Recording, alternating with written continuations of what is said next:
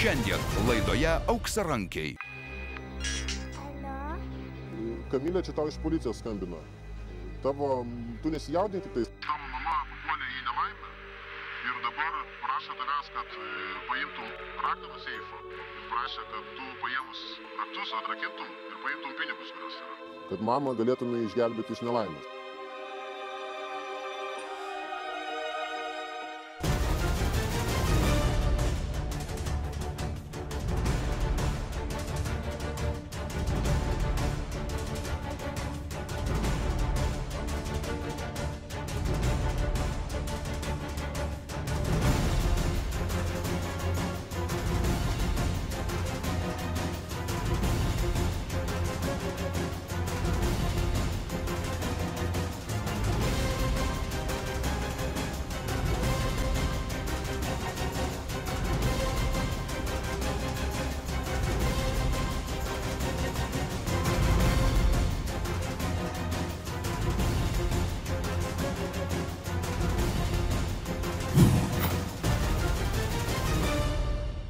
Kai kurių asmenų balsas ir išvaizda pakeisti, norint apsaugoti jų privatumą ir tapatybę.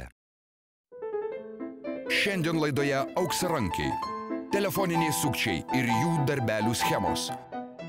Laimėtos didelės pinigų sumos, vertingi daiktai ir netikri artimieji patekę į netikras nelaimės. Kartu su sparčiai besivystančiom technologijom atsirado ir nauja telefoninių nusikaltimų ir telefoninių sukčių samprata. Laidoje pamatysite ir unikalių kadrų iš įkalinimo įstaigos, kaip už grotų sėdintys nuteistieji sugeba mulkinti laisvėje esančias aukas. Nesuklysime sakydami, kad per pastarąjį dešimtmetį beveik kiekvienas tautietis įsigijo mobilųjį telefoną.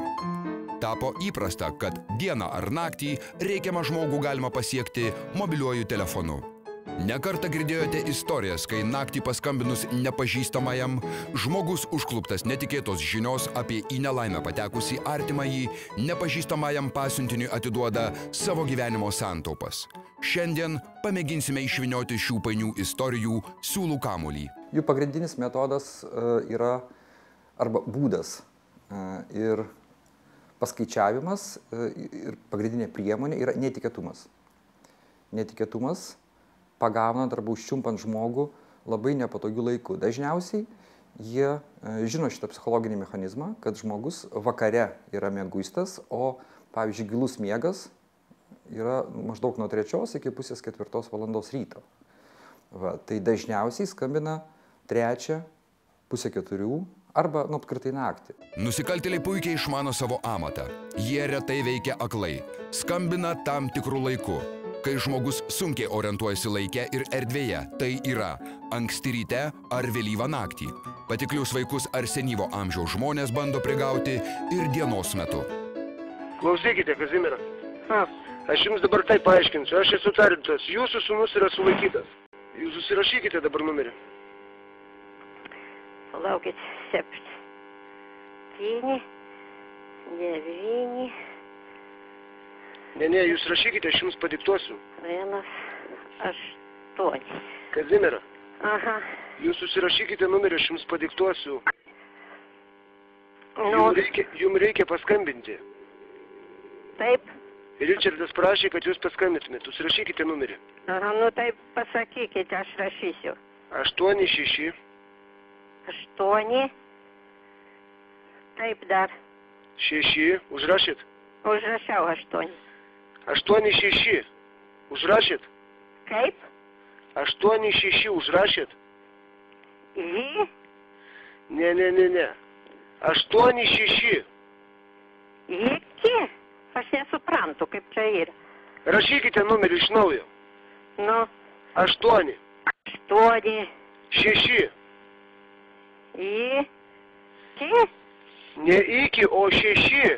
Iki? 6. Kaip? 6. Tokiu numeriu man neteko rašyti. Po 5 6 yra. Kaip 5? Po 5. Po 5? Ne. Pone Kazimiera. Aha. 86. Nu iki, nu. Ne iki. 6 po 5. 5 ir 6.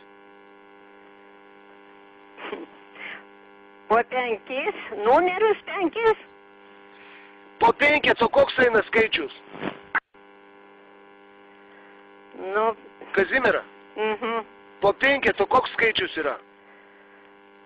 nu tai va, tai aš 8 iki 5, 5, 5, 5, 5. Galbūt kai kuriems iš jūsų tai jau girdėtas įrašas. Paprastai tai būna taip. Skambina sukčius ir sako, kad mama, čia sūnus, man labai bloga, aš pavyzdžiui sėdžiu policijoje, man reikia pagalbos, dabar negaliu kalbėti, pašnekėk su policijos pareigūnu. Ir atiduoda ragelį kitam jau žmogui. Tai maždaug trunka 1 arba 2 minutės. Žmogus yra tik ką prikeltas iš miego ir jisai būtent tos 2-3 minutės jam reikia, kad atsibustų ir jisai negali atpažinti tiksliai balso to skambintojo. Ir tada ragelis perduodamas jau ten atseit policijos pareigūnui arba kitam asmeniui, kuris jau prašo tos išpirkos ir sako, kad galima susitarti. Pasakė, kad sūnus sužeidė žmogų. O tai kelintą valandą skambino? Vakare apie 7-8. Sūnaus vardas sakė, nesakė? Ne.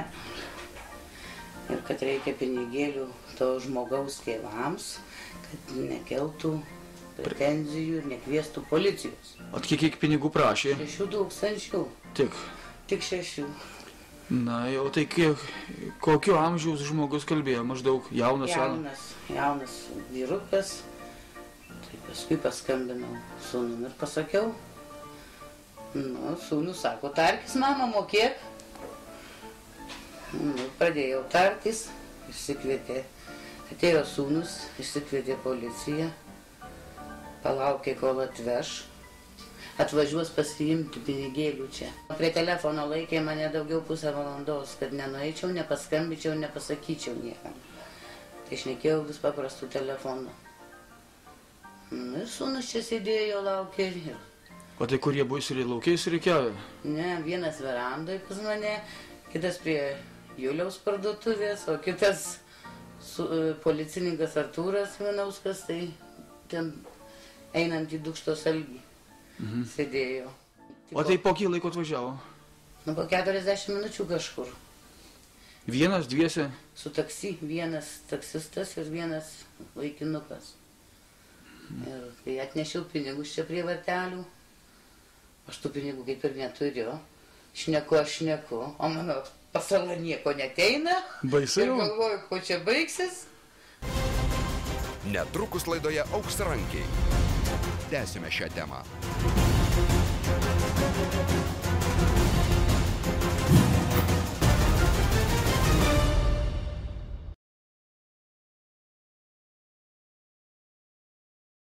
Šiandien laidoje Auksarankiai. Laimėtos didelės pinigų sumos, vertingi daiktai ir netikri artimieji patekę į netikras nelaimės. Šneku, o mano pasala nieko neteina. Baisai jau? Ir galvoju, ko čia baigsis. O po to jau žiūriu, Tomas išlėkė į rankas už čiuprynos. Sako, pinigų mamos prireikė, Tada Ivanauskas ir tada Darius visi sulėkė, iškvietė Daugus, atvažiavo, jie laukė irgi skambučio. Transportas? Transportas supakavo. Rimta taksi? Jo, sudėjo ir išsivežė į nuovadą. Paskui atvažiavo jau kriminalistai dirbti savo darbą. O tai kai jums paskambino tas pilietis, tai jau numanėte, kad čia jau... Numaniau, kadangi Daugus jau ne pirmas atvejis yra sugirdėjus. Ir visi sūnusgi čia vietoj? Ir visi sūnus vietoj. Ir kad būtų gal taip, nors iš tikrųjų tai žmogui tikrai labai šokas susidaro, nes tas, kur skambino ir prisistatė mano vaiku, tai kaip jis verkė. Ir jis taip verkdamas, mamytė padėk, kad, žinokit, iš tikrųjų čia yra toksai dalykas, kad raudantis žmogus ir gali tikrai taip žmogų paveikti kitą, kad jis kai verkia, net pažinsite, ar ten tavo sūnus ar ne tavo sūnus. O jisai daugiau niekam nedavė ragelio kalbėti kitiems žmonėms? Tai kitas ir tarpininkavo daktaras. A, jau daktaras kalbėjo? Aha. O jisai gulėjo lovoje, tipo. Taip, lovoje. Reanimacijai? Beveik. O tai ką daktaras šnekėjo, pripažino ligą, diagnozę? Nu, sakė sūnų nieko. Ramina mūsų leido, po šoko ir nieko. Gyvens. Gyvens, bet jau tam vaikinukui tai jau labai blogai, 16 mečiui, kurį kliudė. Labai blogai. Tai bet jeigu duosiu tuos pinigėlius, tai jau tėvai pretenzijų nekels man. Tokiai sūnus pasakė, kad duok mama tuos pinigėlius. Nu taip ir pasakė man, kad aš jau reiškia daryčiau, tai aš pati nebūčiau tikrai nei skambinusi, nei ėjusi, nei niekur, nei išsakiusi. Aš tiesiog būčiau sveikinus su jais ir būtų tuo baigėsi. Tik tai sūnų dėka čia viskas buvo. Nu ką, dėkui jums tada labai, kad sulaikėte ir nuo kitų gal apsaugosit. Gal kiti žmonės bus ramiau gyvens, nes yra tokios močiutės, kur tikrai atiduoda net vaikų neturėdamos tuos pinigėlius ir paskutinius, nors kitiems gal bus ramiau. Tai psichologinis mechanizmas pagrindinis yra netikėtumas. Taip pat, aišku, jie dažnai naudoja vadinamos psichologinės atakos priemonės. Tai yra labai greitas faktų konstatavimas, labai aktyvus kalbėjimas, kad žmogus nespėtų susigaudyti, kad jis nespėtų iškelti kažkokių papildomų klausimų ir gaunasi tas psichologinis spaudimas. Dažniausiai tai sukčiai sako, kad nėra laiko ir jeigu jūs norite padėti savo giminaičiui, tai čia yra 15-20 minučių reikalas, greitai, čia mes negalim ilgai diskutuoti, arba taip, arba ne, jeigu ne, tai čia jūsų problemos, jeigu taip, tai taip, viskas greitai. Jie reikalauja staigaus sprendimo iš aukos, tokiu būdu neduodami jam atsipeikėti. Tai va čia yra tos psichologinės atakos jų pagrindinis mechanizmas. Rimti nusikaltėliai atlieka namų darbus. Yra žmonės, kurie surenka anketinius aukų duomenis, perduoda juos skambintojams, o visą tai atlikus, pinigų paimti atvažiuoja pasiuntiniai. Nepaslaptis, kad nemažą šių telefoninių nusikaltimų dalį organizuoja įkalinimo įstaigose esantys kaliniai. Nuteistųjų laisvės apribotos, tad mobilus telefonas ir bendravimas su išoriniu pasauliu yra draudžiamas. Faktas, kad nuteistieji turi labai daug laisvo laiko ir daug nerealizuotų minčių ir ryšių. Trūksta tik nedidelio mažmožio – telefono. Be jokios abejonės, kalėjime vyksta savas gyvenimas. Vyksta įvairūs atsiskaitimai, cirkuliuoja vietinės valiutos, tai yra narkotinės medžiagos, alkoholis, cigaretės, telefono kortelės ir kitos nelegalios gėrybės. Nelegalias gėrybės į kalėjimą gabena ir mėgina perduoti sulaikytų asmenų artimieji, nesąžiningi pareigūnai. Slapukai būdavo įmontuojami į siuntas ir net šventinės atvirutes. Dažnai mėtytojais tampa ką tik iš įkalinimo įstaigos išėję nuteistieji. Jie žino paskutinę informaciją, kam ko reikia ir iš kur visą reikėtų paimti. Nepaslaptis, šie mėtytojai tokiu būdu atidirbinėja kitiems kaliniams už apsaugą, skolas, turi kitokių įsipareigojimų ar susitarimų. Mėginimai perduoti uždraustas siuntas, galima sakyti, sukūrė atskirą kalėjimo siuntų ir siuntėjų servisą. Be šių išvardintų būdų paketai į kalėjimą skrieja oru prikabinti prie radio bangomis valdomų modelių, būna iššauti iš arbaletų, šaudyklių ir įvairiausių tipų lankų ir net patrankų. Netrukus patys išvysite, kokias gudrybės naudoja įkalintieji ir jų bendrai, atlikdami telefonų ir kitokių siuntų perdavimą į taip vadinamą zoną. Kalbant apie draudžiamus nuteistiesiems turėti daiktus, tai jie patenka įvairiais keliais. Gal vienas tokius populiariausių dabar paskutiniu metu būdų, tai yra permetimai ir šūviai į pataisos namus. Tai aišku, šaunama tom patrankomis, kuriom naudojamas parakas arba suspaustas oras ir pagrinde iš visų, galima sakyti, vietų šaudo, kai perimetras yra, tarkim, pataisos namų 1400 metrų, tai šiai dienai galime laukti iš bet kurios vietos, kad vyktų šūvis. Tai šūvis vyksta, galima sakyti, iš gana toli ir mūsų ten pareigūnai nepatruliuoja.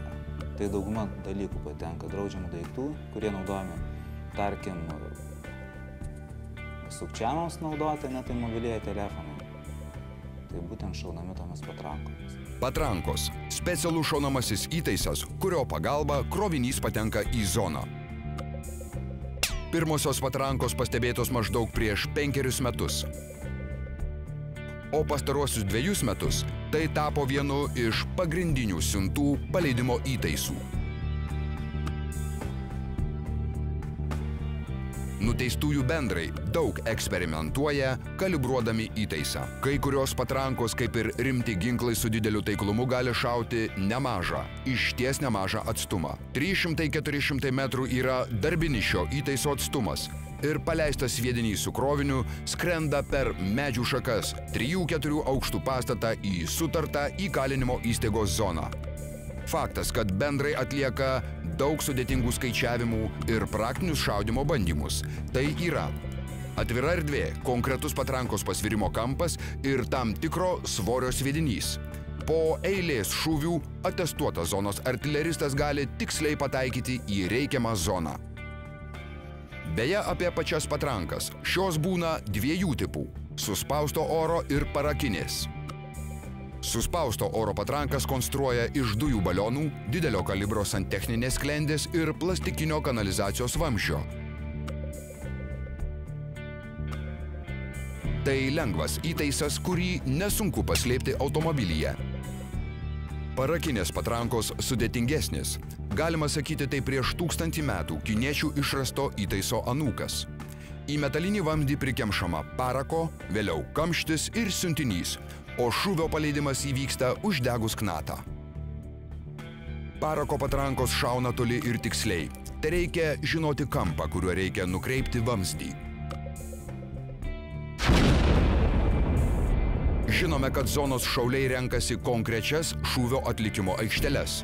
Jie net centimetrais išmatuoja atstumus nuo zonos sienos iki krovinio nusileidimo vietos. Kaip ir su oro patrankom, apskaičiuoja kampą ir krovinio svorį. Kaip matote, visa siuntos perdavimo operacija vyksta žaibiškai ir yra labai gerai koordinuota. Aišku, jeigu žiūrint į statistiką, tai galima sakyti, per metus tikrai tų daug šūvių būna. Jeigu įman galiu paminėti, tarkim, šiais metais jau mes turėjom virš 70 šūvių. Kalbant apie 20, tai buvo užfiksuoti 131 šūvis, o 2009 205, tai kaip matome, gana taip intensyviai šaudo, tai yra pastebimi tie šūviai.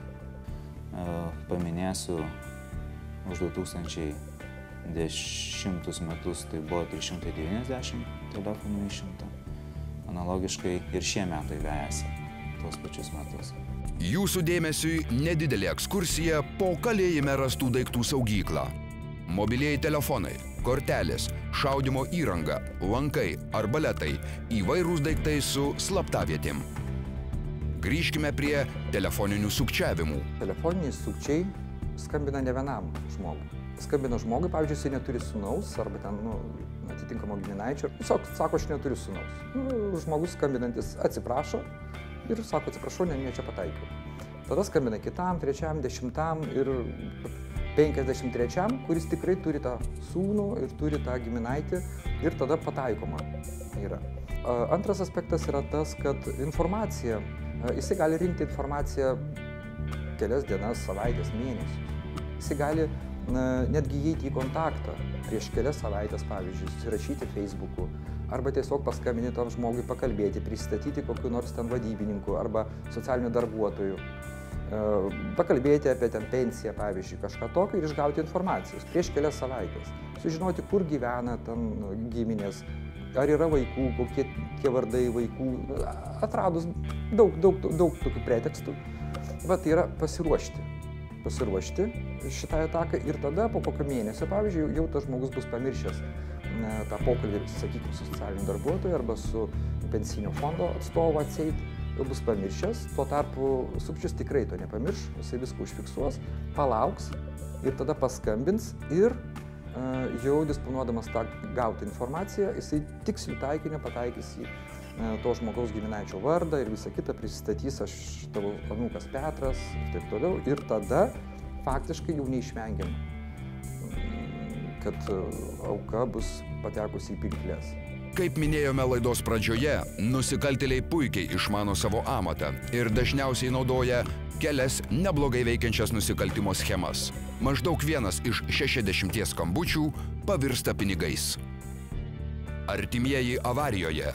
Taip galima pavadinti gana plačiai naudojamą metodą, kai nusikaltėliai pasirinkę konkretų žmogų, užtinka auką netikėtų momentu, teigdami, kad skambina jų anūkas, sūnus ar kitas artimas šeimos narys, neva patekęs į autoįvykį ar kitą nelaimę.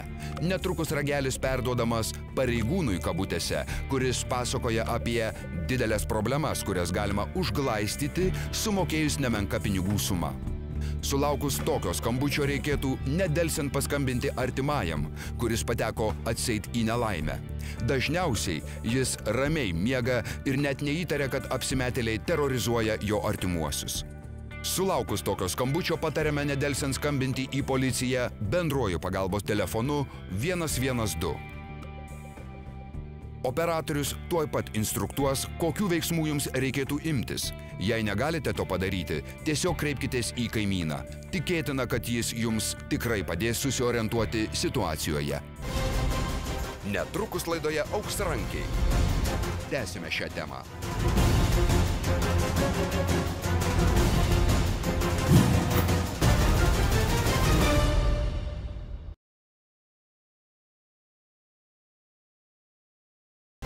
Šiandien laidoje Auksrankiai. Laimėtos didelės pinigų sumos, vertingi daiktai ir netikri artimieji patekę į netikras nelaimės.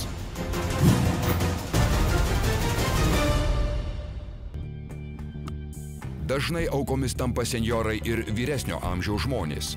Tiesa, vaikai taip pat patenka į nusikaltėlių akiratį. Vaikams ir skambinama, ir siunčiamos žinutės, kuriuose taip pat pranešama, kad mama ar tėtis pateko į bėdą ir jie prašo pinigus perduoti atvyksiančiam pareigūnui. Instruktuokite vaikus, ką jie turėtų daryti sulaukę tokios žinutės ar skambučio. Prizas. Rengiant šią laidą vienas iš komandos narių sulaukė žinutės, kad jis tapo laimingas ir Ogmina už tai jam dovanoja mobiliojo ryšio telefoną Nokia bei 1000 litų čekį. Dėl prizų atsiėmimo ir registravimosi tereikia kreiptis tam tikrų numerių. Tačiau šiuo išgalvotų laimėjimu patikėjusiems ir paskambinusiems teks nusivilti. Paskambinus nurodytuoju numeriu atsilieps tariamas Ogminos direktorius ar administratorius, pasveikins dėl laimėjimo ir tariamas vadovas nesidrovės pasiprašyti už 40, 60 ar 100 litų nupirkti telefono pildymo kortelių ir padiktuoti jų brūkšninius kodus. Sutikusieji tai padaryti ne tik praras pinigus, mokėtus už korteles, bet ir negaus prizo – telefono ir 1000 litų. Telefono numerį perdavėme policijai, o pareigūnai netrukus nustatė, kad abonentas šį kartą yra ne zonoje, o Trakuose. Pas mus Alytaus pataisos namuose iš tikrųjų dalyje įstaigos teritorijos įrengta ryšio blokavimo įranga. Ne visoje įstaigoje, taip procentaliai galbūt paėmus, tai gal apie 30% įstaigos įrengta mobilaus ryšio blokavimo įranga. Galbūt ateityje įdiegus visoje teritorijoje mobilaus ryšio blokavimo sistemą, manau, sumažėtų tų sukčiavimo atvejų, nes kaip matot irgi, kaip jau minėjau, dalyje įdiegus mobilaus ryšio blokavimo sistemą sumažėjo tų pačių telefonų kiekis ir tų pačių permetimų, jeigu žiūrint pagal metus, sumažėja. Pagyvenusiems žmonėms būtų tokia pagrindinė rekomendacija, jeigu gavote tokį skambutį panašaus pobūdžio, tai susisiekti su jaunesnio amžiaus žmonėmis, su galbūt giminaičiais, su kaimynais jaunesniais ir pasitarti su jais. Pats geriausias, žinoma, pats geriausias variantas, jeigu tai įmanoma, perskambinti tam žmogui, tam giminaičiui, kuriuo prisistatė skambintojas. Pavyzdžiui, aš anūkas Petras, tai paimti ir perskambinti tam Petrui į mobilų telefoną. Sakau, pagrindinė rekomendacija būtų nepasiduoti panikai ir tempti laiką. Tam, kad atsirastų tas blaivus protas ir neduoti jiems spausti jūsų, vykdyti to psichologinio spaudimo. Tai tam, kad būtų laikas atsitokėti. Po 5, o koks eina skaičius? Nu, Kazimieras. Po 5, to koks skaičius yra? Nu tai va, tai aš 8 iki 5, 5, 5, 5, 5.